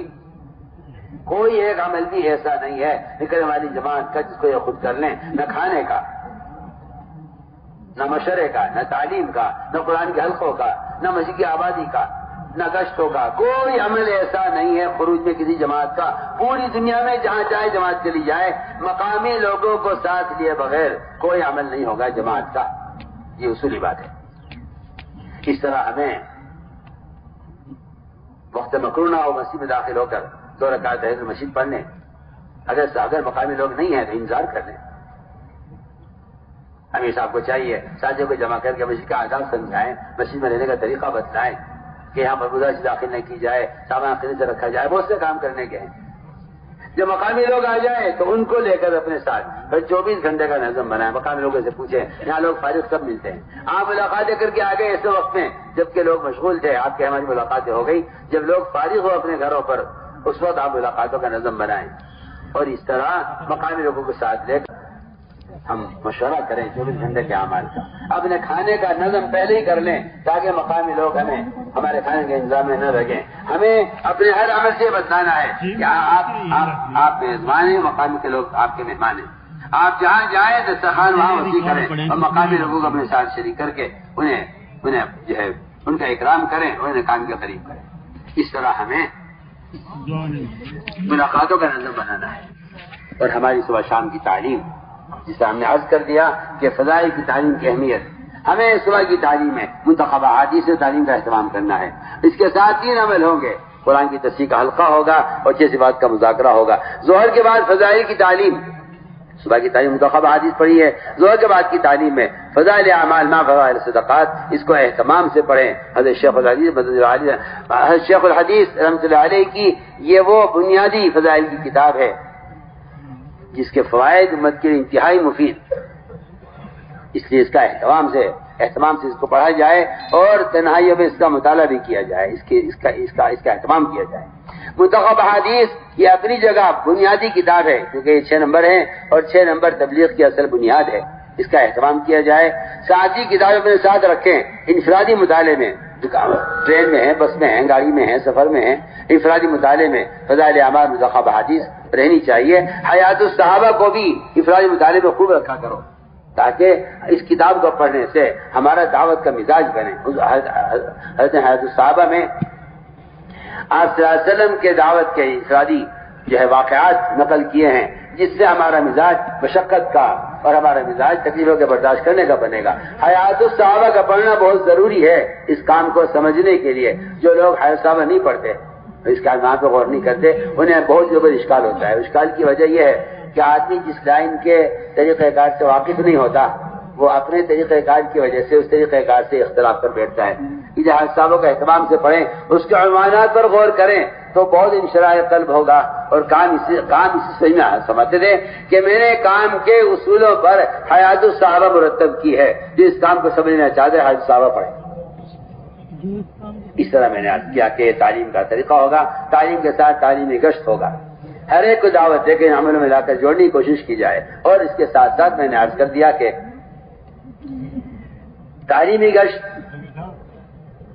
اگلا خصوصی گشت، وہاں کے علماء ہیں، خواص ہیں، ان سے ملاقات اور انہیں بھی مسجد میں آنے پر آمادہ کریں. علماء سے درخواست کریں کہ آپ مسجد میں تشریف لائیں، ہماری جماعت سے کو نصیحت بھی کریں اور ہمیں مسائل بھی سکھلائیں. اس کی ملاقات کے لیے ان سے وقت لیا. اللہ نے آپ کو علم دیا ہے، ماشاءاللہ مفتی صاحب ہیں، مفتی صاحب مسجد میں آئیے، ہم آپ سے نماز، غسل و فرائض اور نماز کا طریقہ آپ سے سیکھیں، ہماری جماعت نکلی ہوئی ہے، آپ جب تک جماعت یہاں ہے آپ کچھ اور مسجد کو دیتے رہیں گے تو ہمیں ایک عالم سے یہ استفادے کا موقع مل جائے گا۔ اس طرح آپ علماء سے ملاقات کر کے ان سے مشکل وقت لیں، خواص اور وہاں کے اغنیاء سے بھی ملاقات کریں، ان کے مال سے نہ متاثر ہوں، نہ ان کے سامنے ان کے مال کی جو ہے برائی کریں، بلکہ کہیں کہ اللہ نے آپ کو بڑی عزت دی ہے، اللہ نے آپ کو بڑا مقام دیا ہے، آپ کی بات لوگوں کے لیے بڑی بات ہوگی۔ آپ اگر کچھ ایک تشریف لے آئے اور محلے والوں کو کہیں کہ وہ گشتے ہمارا ساتھ دیں تو آپ کی بات لوگ لیں گے، آپ کو اللہ نے بڑا بنایا ہے۔ اس طرح سے ان کو جو اللہ نے عزت دی ہے آپ ان کے اس مقام کو اپنے کام کے لیے استعمال کریں۔ محمد صلی اللہ علیہ وسلم کافروں کی عزت کو اور ان کے مقام کو اپنے دین کو پھیلانے کے لیے استعمال کرنا چاہتے تھے، یہ سنت ہے، یہ کوئی عیب نہیں ہے۔ آپ نے کافر کو رہبر بنایا ہے اپنے سفر ہجرت میں، آپ کافروں سے کہتے تھے بھلے تم ایمان نہ لاؤ مگر تم میری مدد کر دو، مجھے ٹھکانہ دے دو، مجھے دین کی بات کہنی تو میرے ساتھ کھڑے ہو جاؤ۔ آپ کافروں کو اپنے ساتھ کھڑا کر کے کہتے تھے کہ تم مجھے دین کی بات کہلانے کا موقع دلوا دو۔ جی ہاں، اس لیے وہ تاکید سے عرض کر رہا ہوں کہ یہ کوئی عیب نہیں ہے، بلکہ ہمیں چاہیے کہ ہم صلاحیت والوں کی صلاحیت سے کو استعمال کریں۔ اس طرح ہمیں خواص سے ملاقاتیں کرنی ہے اور اسی طرح ہمیں گشت کرنا ہے، بگوئی گشت، ہر گھر پر ملاقات، ہر فرد سے ملاقات، جو تیار ہو جائے ان کو وصول کرنا ہے۔ وصولی گشت اگر نہیں ہے تو آپ نے ساری محنت اپنی ضائع کر دی ہے۔ صرف ملاقاتیں کر کے لوگوں کے کان میں بات ڈال دینا اور وعدے کر لیں، آپ وعدوں پر کا انتظار کریں، نہیں انتظار نہ کریں بلکہ آپ جا کر انہیں گھروں سے وصول کریں، ان کے خرچے وصول کریں، ان کے بستر وصول کریں۔ اس طرح ہمیں ہر جگہ سے نقد جماعتیں بنا کر اللہ کے راستے میں نکالنی ہیں۔ ہر جگہ جا کر 24 گھنٹے مسجد کو آباد کرنے کی محنت نکلنے والی جماعتوں کو مقامی لوگوں کو ساتھ لے کر کرنی ہے۔ یہ میں آپ سے بنیادی بات کر رہا ہوں، یہ بہت ضروری بات ہے۔ ہماری جماعتیں جا کر مقامی لوگوں کے تابع ہو جاتی ہیں، حالانکہ مقامی لوگ آپ کے تابع ہیں، آپ مقامی لوگوں کے تابع نہیں ہیں۔ 24 گھنٹے مسجدیں آباد ہو سکتی ہیں۔ ہماری ایک جماعت میں 15 20 ساتھی ہوتے ہیں، کتنی آسانی کے ساتھ آپ مسجد کو آباد کر سکتے ہیں۔ آپ مقامی لوگوں سے کہیے کہ بتائیے ہماری جماعت ہے مسجد میں ٹھہری ہوئی ہے، ہماری جماعت مسجد میں ٹھہری ہوئی ہے، بتائیے جناب آپ کی جماعت میں سے کون ہمارا ساتھ دے گا؟ آدھی رات کے لیے کون تیار ہے؟ آدھی رات کے لیے کون تیار ہے؟ اگر آپ مقامی لوگوں کو ساتھ دے دیں تو آپ کی جماعت خود 2 حصوں میں تقسیم ہو جائے۔ آدھی رات ایک جماعت آرام کرے، آدھی رات ایک جماعت عبادت کرے اور دعوت دے، آدھی رات ایک جماعت آرام کرے، ایک جماعت قیام کرے، بہت آسانی کے ساتھ ہو سکتا ہے۔ نکلی ہوئی جماعتیں 24 گھنٹے مسجد کو آباد آسانی کے ساتھ کر سکتی ہیں۔ اور یہ بات آپ ذہن میں رکھیے کہ یہ مسجد کی آبادی کا عمل صرف مقامی لوگوں کے لیے نہیں ہے، بلکہ آپ انہیں ساتھ لے کر انہیں مسجد کی آبادی کا عمل ضرور کر کے دکھلائیں۔ جس طرح میں شروع میں عرض کر دیا ہے کہ ہر گھر کے اندر یہ اعمال دعوت جو شروع میں عرض کر دیا ہم نے کہ اعمال دعوت اعمال نبوت ہیں، اعمال ہدایت ہیں۔ ہر گھر کے اندر یہ 5 اعمال قائم کرنا ہمارے کام کا بنیادی مقصد ہے۔ قرآن کی تفسیر کا حلقہ، کتابی تعلیم، جذبات کا مذاکرہ، اللہ کا راستے میں نکلنے عورتوں کی تشکیل اور اگلے دن کا مشورہ، یہ 5 جو کام گھروں میں رہنا اہتمام سے کیے جائیں۔ اس طرح ہمیں ہر جگہ اعمال دعوت کا اجتماعی ماحول قائم کرنا، اصل اجتماعی ماحول قائم کرنا ہے۔ اصل تربیت اور تعلیم کا جو سبب ہے وہ اجتماعی اعمال ہے۔ حدیث میں صاحب آتا ہے جو مضبوط وکیل ریوڑ سے الگ ہو جائے وہ خطرے میں ہے، اس کا دشمن بھیڑیا ہے۔ وہ آدمی جو عمل میں مضبوط ہے لیکن اجتماعی عمل سے کٹ جائے کہ اس کا دشمن شیطان ہے۔ فرمایا مضبوط وکیل اگر ریوڑ سے باہر ہو جائے تو خطرے میں ہے، کمزور وکیل ریوڑ کے درمیان میں ہے تو یہ محفوظ ہے۔ اس طرح ہمیں ہر جگہ اجتماعی عمل کا ماحول قائم کرنا ہے، کریں گے انشاءاللہ کوشش۔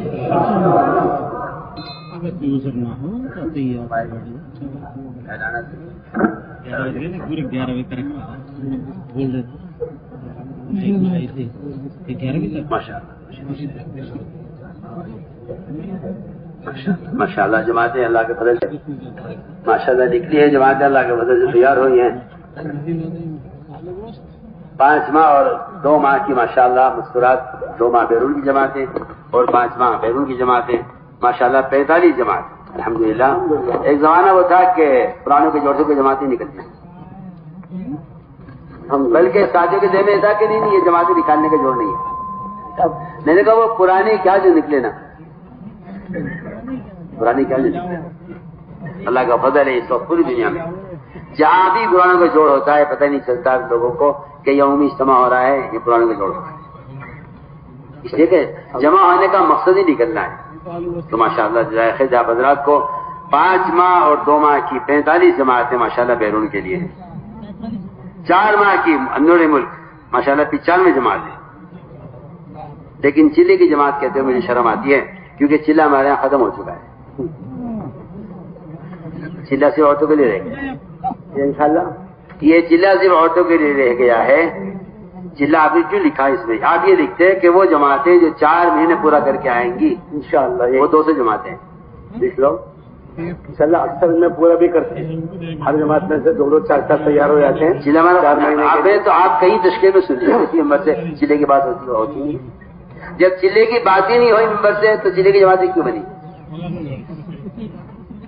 ہمارا خطب پوری دنیا میں ہم کہتے ہیں کسی ممبر سے چلے کا ذکر اب نہیں ہے، تو پھر آپ ہی چھوڑ دیجیے اس کو انشاءاللہ۔ ٹھیک ہے جی ہاں ٹھیک ہے، اب تو ہر سال 4 ماہ ہر مسلمان سے چاہیے۔ تو جو جماعتیں بن گئی ہیں وہ یہ طے کرے کہ انشاءاللہ ہمیں 4 مہینے پورا کریں انشاءاللہ۔ میرے انتہائی محترم بزرگوں دوستوں، بیان آپ کو پسند آیا ہو تو بیان کو لائک، شیئر اور چینل کو سبسکرائب کرنا مت بھولیے۔ کمنٹس میں اپنی رائے کا اظہار ضرور کیجیے۔